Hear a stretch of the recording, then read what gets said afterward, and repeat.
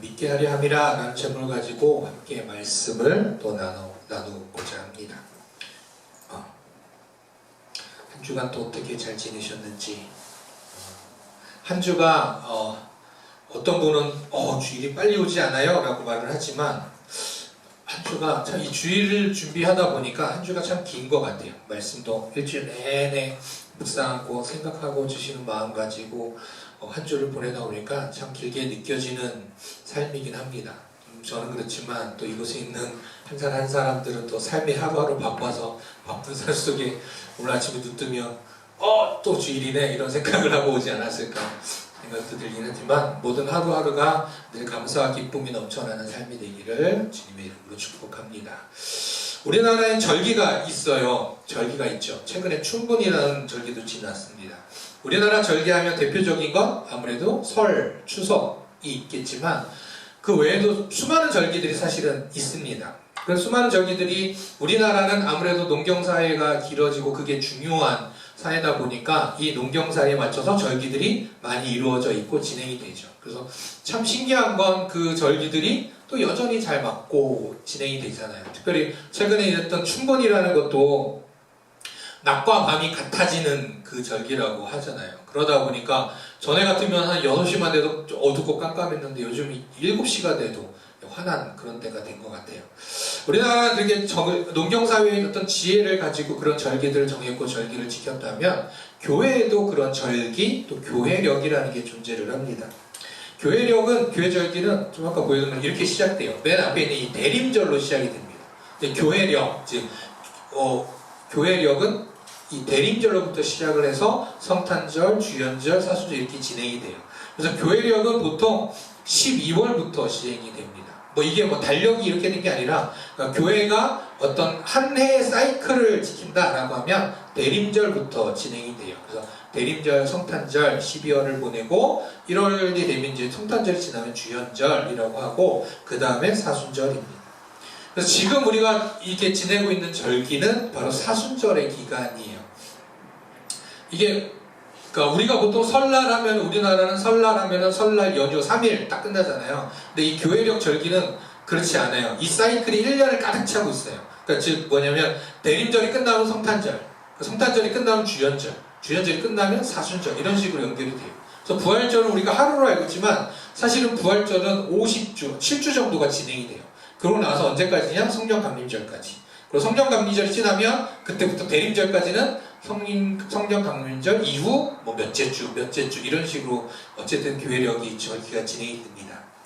하여튼 그런 얘기들은 그냥 교회 기본적인 이야기들이고 오늘은 우리가 살고 있는 오늘은 어떤 날이냐? 바로 이 사순절의 절기를 지내고 있습니다. 사순절은 말 그대로 40일을 의미해요. 40일은 뭐냐면 그 부활, 예수님의 부활 전날로부터 40일인데 주일은 포함하지 않아요. 그러니까 일요일은 넣지 않고 나머지 40일을 뜻해요. 그러니까 실질적으로 우리가 살아가는 양력으로 보면, 양력 날짜로 보면 사순절은 총 46일 정도가 됩니다. 46일 정도를 지난 그 부활절 전날부터의 40일을 사순절이라고 해요. 그래서 이렇게 지내지고 있고 부활절에 대한 얘기는 나중에 부활절 때 얘기하겠지만 어쨌든 이 사순절과 부활절은 매해마다 음력 날짜로 지내고 있어요. 아까 말한 대로 춘분이라는 날짜가 부활절을 정하는 기준이 되는데 그래서 매년 날짜는 바뀝니다. 근데 날짜는 바뀌지만 이제 중요한 게 있죠. 뭐가 중요하냐? 사순절이 언제예요? 부활절이 몇 월 며칠이에요? 그게 중요한 게 아니라 이 의미가 중요하겠죠. 아무래도 절기가 다 그렇듯 사순절은 어떤 의미를 가지고 있느냐? 이 사순절의 끝, 즉 사순절이 끝나는 날이 어떤 날인가를 보면 돼요. 그러니까 사순절이 끝나는 날이 어떤 날이냐? 부활절 바로 전날. 그리고 그 전날은 어떤 날이냐? 예수님께서 죽으신 날. 즉 사순절의 끝은 무엇과 연결되어 있느냐? 예수님의 죽음과 연결이 되어 있다라는 거예요. 그러니까 그래서 사순절은 바로 예수님의 죽음으로까지 이어지는 그 기간들을 사순절이라고 우리가 합니다. 그러다 보니까 사순절은 무엇을 하는 절기냐라고 하면 말 그대로 예수님의 죽음 또한 예수님께서 그 죽음을 향해 달려가셨던 사역들 이 땅에 오셔서 있었던 시간들을 우리가 묵상하면서 그 가운데 예수님의 그 고난 그 죽음을 좀 묵상하고 생각하는 절기 기간이 바로 이 사순절이에요. 그래서 사순절이 되면 세계 곳곳에서 특히 이제 기독교가 중심이 되는 교회들, 특히 전에 성지순례 갔을 때 그리스에 갔었는데 그리스 같은 경우는 90% 이상이 크리스찬들이에요. 그러니까 기독교 국가다라고 하는 국가들 요즘에 사실은 있지는 않은데 그리스는 거의 90% 이상이 그리스도인들이에요. 그러다 보니까 그 나라는 이 절기가 중요해요. 근데 이 사순절이라는 절기를 지키다 보니까 이제 어떤 일이 있느냐? 사순절 전날까지 며칠 동안은 그 나라는 축제 기간입니다.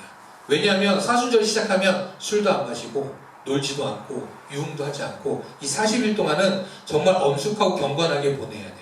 그러다 보니까 그 전날까지 뭐예요? 신나게 밤새 노는 축제 기간들을 갖곤 합니다. 그래서 세계 곳곳에서 이 교회 기독교의 절기를 지키는 국가들 같은 경우는 그래서 사순절 전날까지, 그러니까 뭐 신년이죠. 1월, 2월 신년 동안은 축제의 시간으로 보냅니다.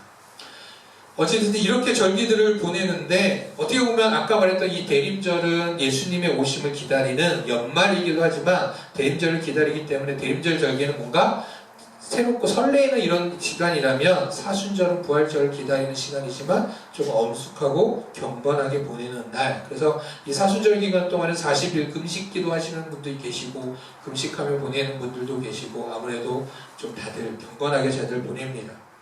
자, 이러한 절기 속에서 살아갈 때 우리가 함께 떠올려야 될 질문이 하나 있다라는 거예요. 사순절. 물론 다른 절기 때도 있겠지만 이 사순절을 기억하면 이 질문을 함께 기억하기를 원합니다. 바로 예수님께서는 왜 이 땅에 오셨을까라는 질문을 우리가 가지고 사순절을 살아가야 한다는 거예요. 쉽게 말하면 우리가 흔히 말하는 그 신이 이 땅에 그냥 온 게 아니라 뭘로 왔어요? 사람의 몸으로 왔다는 거예요. 그러니까 신이 이 땅에 사람의 몸으로 왜 왔을까라는 거예요. 근데 세상의 신화들을 보면 그리스 신화, 로마 신화, 또 세상 곳곳에 있는 여러 신화들을 보면 가끔 신들이 인간의 몸으로 또는 이 땅에 오는 경우들이 있어요. 근데 그런 경우는 어떤 경우들이냐? 잘못을 해서 죄를 지어서 그걸 처벌받는 마음, 처벌받기 때문에 오는 경우들도 있고, 때로는 그냥 즐거운 마음으로 오기도 하고, 때로는 싸워서 져서 이렇게 오기도 하고, 이런 식으로 이 땅의 신이 사람으로 오는 경우들도 있곤 합니다. 그럼 예수님도 그 신들의 이야기와 같을까라고 본다면 예수님이 이 땅에 오신 이유는 그 이유들과는 전혀 다르다라는 거예요. 예수님께서 이 땅에 오신 이유는 무엇일까라고 보면 눈으로 볼 때 예수님께서 이 땅에 왜 오셨지라고 하면 눈으로 보이는 것은 바로 예수님께서 이 땅에 오신 이유는 죽으러 오셨다는 거예요. 예수님은 이 땅에, 즉 하나님이 신이 인간의 몸으로 이 땅에 예수님을 오셨을 때 오신 것은 죽으러 오셨다는 거예요. 죽으러 오셨는데 문제는 왜 죽으러 왔느냐라는 거죠. 왜 죽으러 왔느냐? 죽음으로 온 건 죽음으로 인해 무엇을 감당하기 위해서냐면 죄의 값을 치르기 위해서라는 거죠. 우리가 즉 잘못을 하면 처벌을 받듯이 즉 죄로 인해서 그 죄의 값을 치르기 위해서 죽으러 오셨다라는 거예요. 근데 예수님은 죄가 있느냐라고 하면 예수님은 죄가 없습니다. 그러면 사람들은 또 이렇게 얘기할 수 있어요. 또 생각이. 예수님 왜 죄 없어요? 예수님도 이 땅에 오셨고 사람이면 죄가 있어야죠. 라고 하는데 성경에서 말하는 죄는 무엇이냐라고 하면 하나님에게 반하는 행동이 죄예요. 그러니까 하나님이 곧 예수님이시잖아요. 그러니까 예수님에 반하는 게 죄인데 예수님이 하는 건 뭐든 죄가 될 수가 없는 거죠. 예수님은 죄가 없으신 분이에요. 근데 죄가 없는 분이 왜 죄값을 치느냐, 왜 죽으셨느냐라고 하면 그 이유는 성경에서 이야기해 주는 대로 예수님께서 죽으신 건 죄의 값을 치르기 위하심이고 그것은 온 인류의 모든 사람들의 죄를 그 값을 치르기 위해서다라는 거예요. 즉 결국 이 땅에 예수님은 죽으러 오셨는데 그 죽음은 사람들의 죄의 값을 담당하기 위해 오셨고 그것으로 인해서 사람들에게 무엇이 주어지느냐? 구원이라는 게 주어졌습니다. 그래서 하나님의 이 구원으로 인해서 세상의 모든 사람들이 이제 하나님의 자녀가 될 수 있는 그런 특별한 권세와 그러한 영광을 얻게 되었다는 거죠. 그런데 이 구원은 세상의 모든 사람이 얻을 수는 있지만 세상의 모든 사람이 얻는 건 아니라는 사실을 우리는 기억해야 됩니다. 구원을 얻을 수 있는 방법은 무엇일까라고 하면 바로 믿음이라는 것. 그렇기 때문에 이렇게 얘기할 수 있어요. 예수님께서 이 땅에 오신 이유는 아까 말한 대로 죽으심으로 인해 우리에게 구원을 주시기 위함이고 또한 예수님께서 이 땅에 오신 이유는 그 사실을 우리로 하여금 믿게 하시려고 오셨다는 사실이 오늘 함께 나누고자 하는 말씀입니다. 오늘 요한복음 11장 말씀은 죽은 나사로가 다시 살아나는 기적의 이야기가 담겨져 있어요. 지난주에 말씀 요한복음 9장 말씀이었어요. 요한복음 9장에서 실로암 이야기를 하면서 앞을 보지 못했던 사람이 눈을 떴던 기적의 이야기가 있었다면 요한복음 11장은 죽었던 사람이 다시 살아나는 놀라운 기적의 이야기입니다. 그냥 이 요한복음 11장에 그런 놀라운 기적의 이야기가 있는데 오늘 말씀은 그 나사로의 이야기가 아니라 예수님과 제자들의 이야기예요. 그러면 죽은 나사로가 살아난 이야기가 더 중요하지 않을까라고 한다면 오늘 말씀은 이 나사로가 왜 죽었다가 왜 살리셨는지 그냥 예수님의 능력으로 이 사람을 살렸어 라는 그 사실을 전해주고자 하시는 이유가 아니라는 것을 오늘 이 예수님과 제자들의 대화를 통해서 알 수 있습니다. 그래서 그냥 예수님은 죽은 사람을 살리신 대단한 분이야 라고 요한복음 11장을 읽고 그칠 것이 아니라 왜 이 기적을 예수님께서 행하셨는가 설명하는 오늘의 이야기를 함께 보면서 그로 인해서 하나님께서 우리에게 어떠한 믿음, 예수님께서 우리가 어떤 믿음을 갖기 원하시는지 오늘 그 이야기를 함께 나누고 그 가운데 말씀을 배워보고자 합니다. 자, 요한복음 11장 이야기의 배경의 이야기를 좀 한번 이야기 나눠보도록 할게요. 예수님과 제자들이 말씀도 전하시고 사람들도 만나시고 그 가운데 뭐 고치는 일도 하시고 또 성경 하나님의 나라를 전하시고 전파하시고 가르치시는 일들을 많이 하고 있었습니다. 근데 그때 한 사람이 찾아옵니다. 그 사람은 누군지 말하진 않지만 그 사람을 보낸 사람을 이야기합니다. 누가 보냈느냐? 마리아와 마르다라는 사람들이 보냅니다. 둘은 누이관계입니다. 같은 자매예요. 이 마리아와 마르다가 이 사람을 예수님한테 보냈어요. 즉 소식을 전하려고 한 거예요. 근데 어떤 소식을 전했느냐? 자신들의 오빠인 나사로가 지금 병에 들었다라는 소식을 바로 예수님한테 전한 겁니다. 근데 여기는 가까운 동네도 아니에요. 멀어요. 이 사람이 찾아온 것도 그냥 하루아침에 온 게 아니라 진짜 찾아 예수님에게 온 겁니다.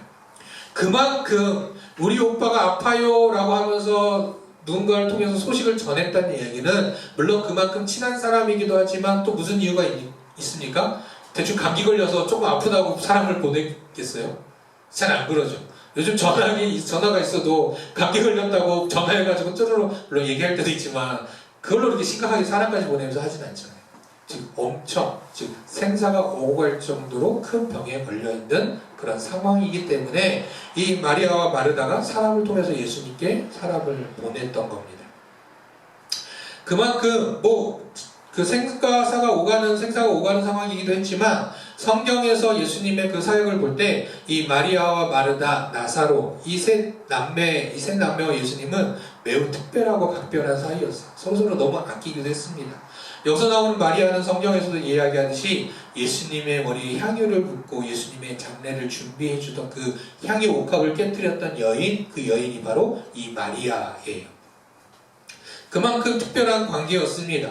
그렇기 때문에 어떻게 보면 작은 병이라 할지라도 예수님께서 이 소식을 듣고 바로 가서 나사로를 만나고 나사로를 고쳐주시는 걸 또한 원했기 때문에 이 마리아와 마르다도 사람을 보냈던 거겠죠.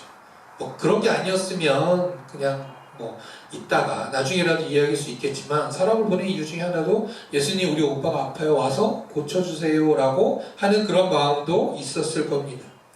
상식적으로 볼 때 그만큼 아끼고 사랑하던 이들이기 때문에 예수님은 바로 제자들과 일어나서 그 나사로를 찾아가야겠지만 예수님은 그렇게 하지 않았습니다. 나사로한테 가지 않아요. 그렇게 얼마 동안 있었느냐? 이틀 동안 머물렀다고 이야기를 합니다. 아니 지금 생과사가 오가는 상황들 속에서 어떻게 될지 모르는 상황 속에서 빨리 가서 고쳐주시는 것이 그 누구도 아닌 정말 사랑하는 나사로 마리아와 마르다인데 그곳에 가지 않으셨다라는 거예요.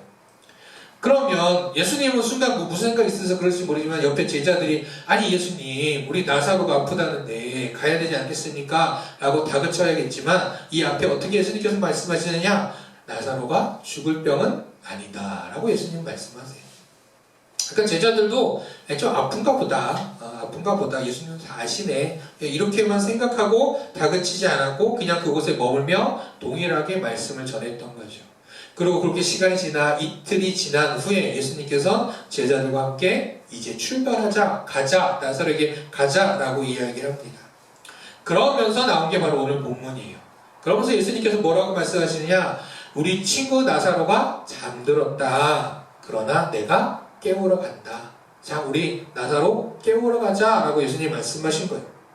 제자들은 당연히 그렇게 생각했죠. 왜냐면 아까 말씀한 대로 며칠 전만에, 이틀 전만에도 예수님께서 나사로는 죽을 병은 아니야 라고 하셨으니까 잔다, 이제 깨우러 간다 라고 하니까 그동안 자는 동안 좀 아팠지만 이제 회복이 됐겠구나. 이건도 시간이 지났으니까 이제 회복이 돼서 나사로를 만나러 가시려는구나 라고 제자들은 자연스럽게 생각을 했습니다. 근데 사실은 그렇지 않았던 거죠. 사실은 나사로는 이미 죽었던 겁니다. 나사로가 죽었던 거예요. 그럼 예수님께서 그 사실을 모르고 계셨을까? 라고 한다면 예수님은 분명히 알고 계셨습니다. 죽은 나사로, 이 나사로가 죽었다는 사실을 분명히 알고 있었다라는 거죠. 그래서 나사로가 잠들었도다 라고 말씀하신 것도 그냥 나사로가 잔다가 아니라 나사로가 죽었다 라고 말씀하신 거예요. 그래서 그런 의미로 예수님은 말씀하셨던 거지만 제자들은 그냥 액면가 그대로 그냥 나사로가 자는구나, 이제 나 안 아픈가 보다 라고 생각을 하고 예수님의 말씀을, 예수님의 뜻을 알지 못했던 겁니다. 이 상황 속에서 우리가 한 가지 보고 싶은 건 바로 이것이 그때 하나님 아들 예수님께서 이 땅에 오신 분명한 이유가 있었음에도 불구하고 당시의 제사장들, 바리새인들, 유대인들이 그 예수님을 알지 못했던 이유도 이와 비슷합니다.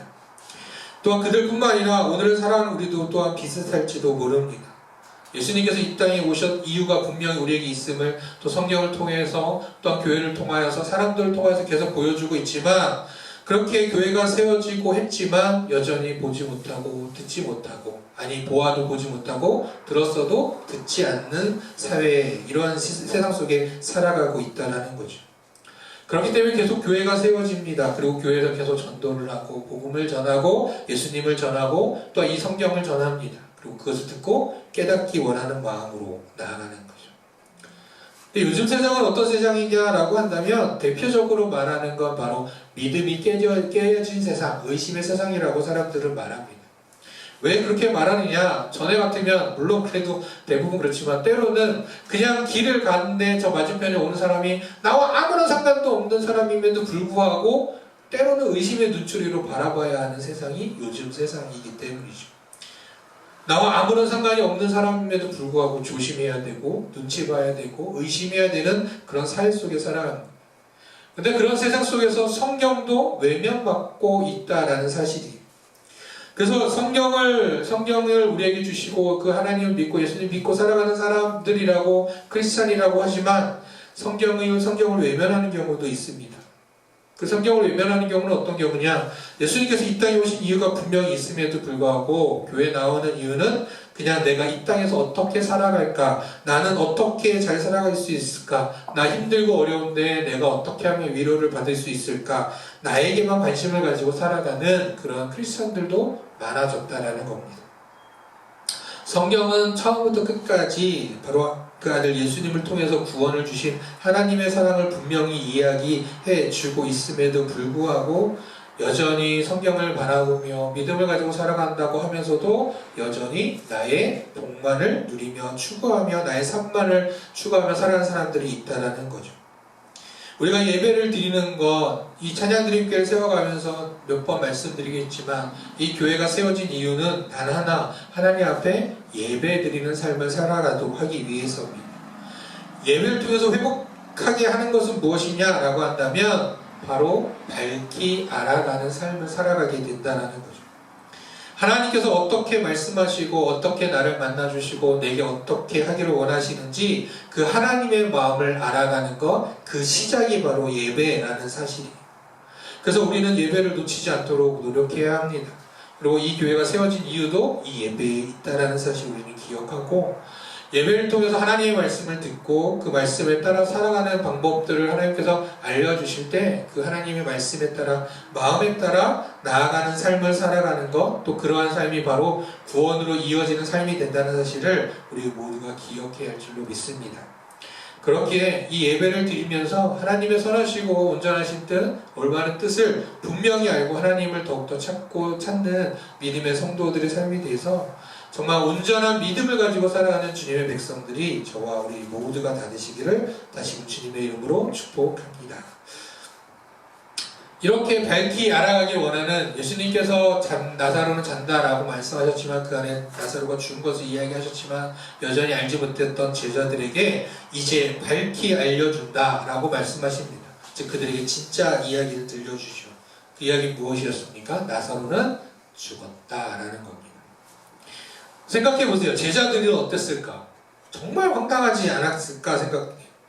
왜냐하면 사람이 찾아왔음에도 불구하고 예수님께서 예수님의 입으로 죽을 병 아니야 라고 말씀하셨고 조금 전만 해도 자니까 깨우러 가자라고 말씀하셨는데 바로 이어서 아니야 사실은 죽었어 라고 말씀하시니 결코 이해되지가 않았죠.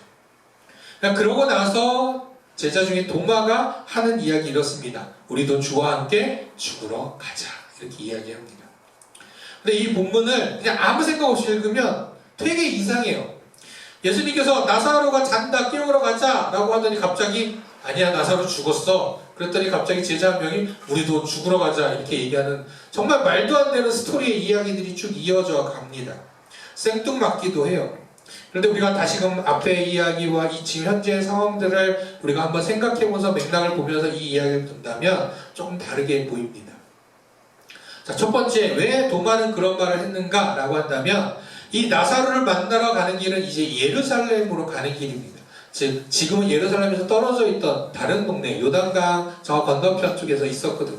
근데 이제 예루살렘으로 가야 돼요.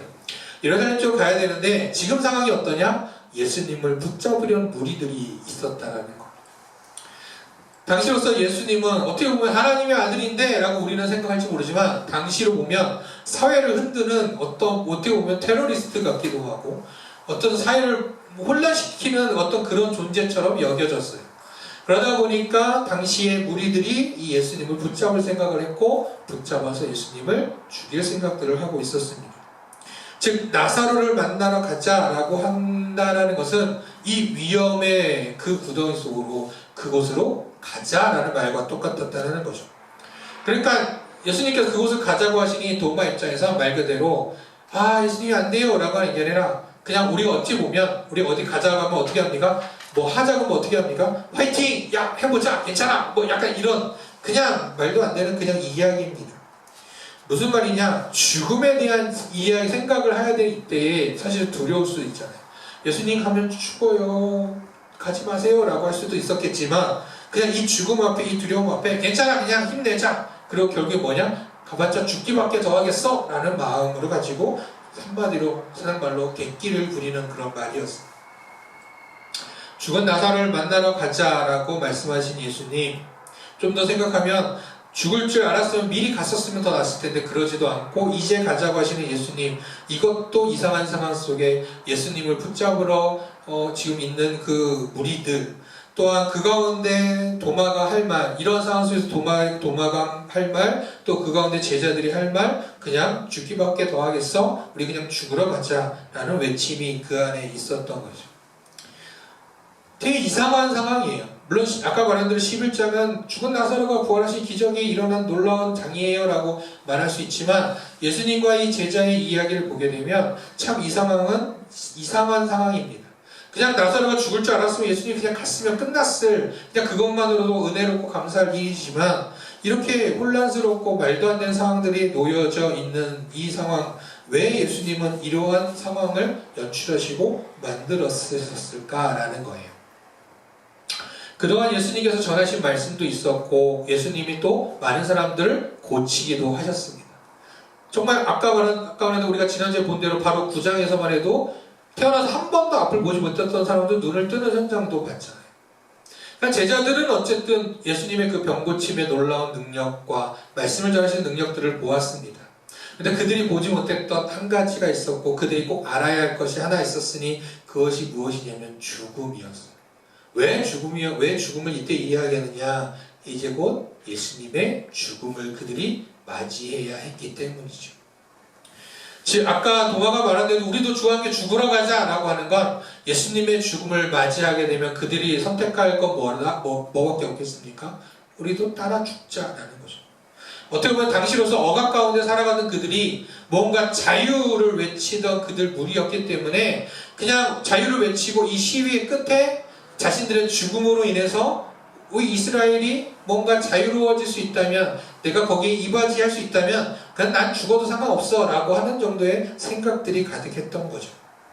그런데 아까 처음에 말한 대로 예수님께서 이 땅에 오신 또 이유가 바로 죽으시기 위함이었고, 그 죽으심은 그냥 죽음으로 끝내려 하심이 아니라 그 다음에 중요한 것이 하나 있었고, 바로 그것들을 제자들이 믿어야 했기 때문이죠. 그 죽음 그 이후에 무엇이 있느냐? 부활의 생명, 구원이 있음을 그들로 꼭 알게 하려 하셨던 거죠.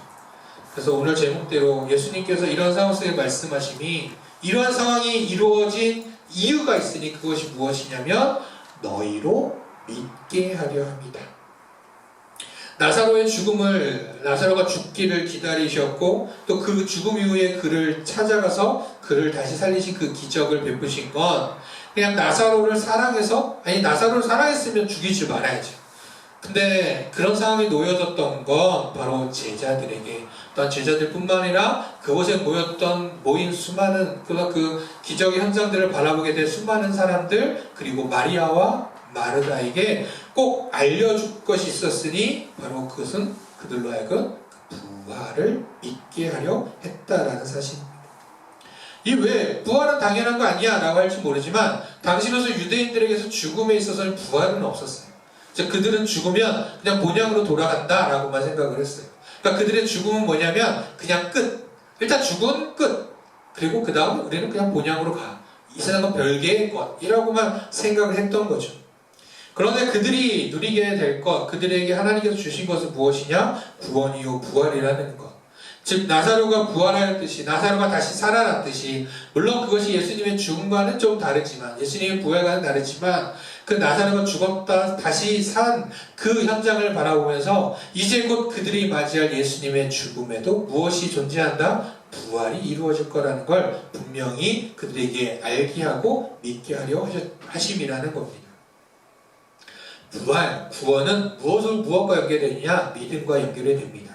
그래서 우리는 말씀에서 이렇게 이야기하죠. 누구든지 예수 그리스도를 믿는 자에게는 하나님의 자녀가 되는 권세를 주셨고, 누구든지 예수 그리스도를 믿으면 멸망하지 않고 영생을 얻게 해주셨다라는 말씀처럼, 예수님께서 이 땅에 오신 이유는 다시금 얘기하지만 예수 그리스도를 믿음으로 인하여 구원을 얻게 하심, 또 그 구원을 통하여 우리에게 부활의 영생, 부활의 생명이 있음을 알게 하고 믿게 하려 하심이라는 사실을 우리는 꼭 기억해야 합니다.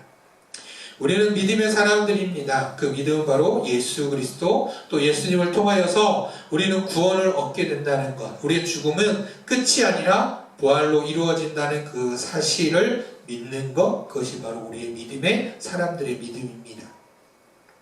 오늘 이 시간 우리가 함께 예배한 우리들은 어떤 믿음으로 살아가고 있습니까?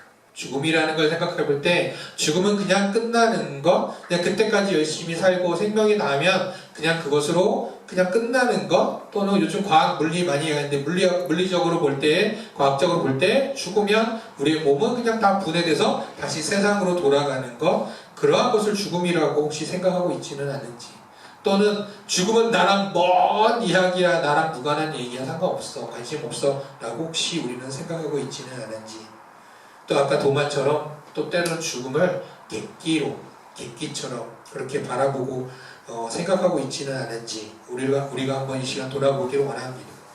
성경 중에서 하나님께서 보여주시는 것, 이 죽음 앞에 하나님께서 주시는, 우리에게 알려주시고자 보여주시고자 하는 것은 바로 구원, 또한 우리 안에 다시 사는 부활의 소망입니다. 구원은 아까 말한 대로 또 구원은 믿음으로 얻습니다. 사순절기가 예수님께서 이 땅에 오신 이유 질문을 하나 던지면서 시작된 것처럼 이 사순절 기간에 우리의 믿음을 다시 정돈해야 하는데, 그 믿음이 어떤 믿음이냐? 예수님의 십자가의 죽음과 부활을 믿는 그 믿음이 이 사순절 기간 우리가 가져야 될 믿음이요, 다시금 돌아보며 정돈해야 될 믿음임을 이 시간 함께 나눕니다. 이제 다음 주는 종려주일이라고 우리가 또한 주일을 지켜나갑니다. 종려주일이며 고난주일이고 그 한 주간을 고난주간으로 보내게 됩니다. 마음은 무거운 날이기도 합니다. 교회에서.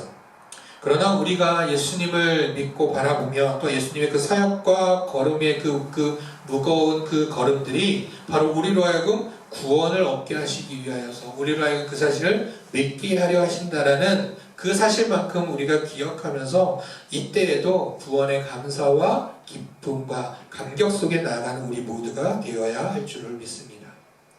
지금 이제 사순절 이제 이번 주 지내고 아까 말한 대로 이제 고난주간 그리고 그 다음 주가 되면 부활절이 될 텐데 이 한 주간 동안도 이 예수님 우리로 하여금 그 부활의 소망을 믿게 하려 하시는 그 예수님의 마음 하나님의 사랑을 묵상하고 기억하면서 더욱더 우리 안에 믿음을 굳게 지켜나가는 한 사람 한 사람 되어서 정말 구원의 기쁨으로 감사로 죽음 앞에서도 두려움이 아닌 감사와 기쁨으로 나아가는 우리 한 사람 한 사람 다 되시기를 주님의 이름으로 축복합니다.